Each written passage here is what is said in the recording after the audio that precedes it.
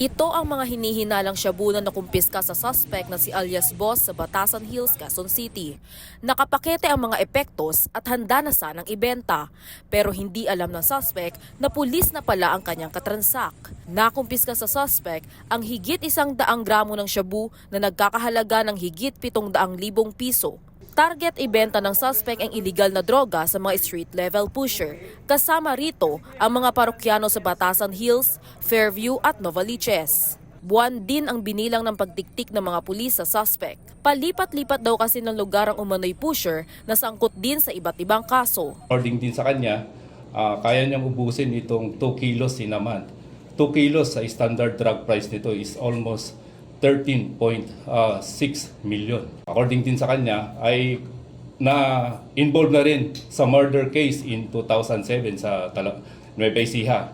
And another case niya sa 9165 in 2011 sa May Novaliches, Section 11, nakulong din siya. Nakumpiska sa suspect ang 9 na pakete ng shabu, 500 pesos buy-bus money, isang cellphone at belt bag. Aminado naman ang sinasabing pusher sa paratang.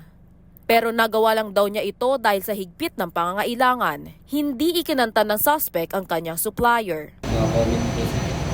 Magsasagawa ang QCPD ng follow-up investigation para matrace ang drug lord. Vel Custodio para sa Pambansang TV sa Bagong Pilipinas.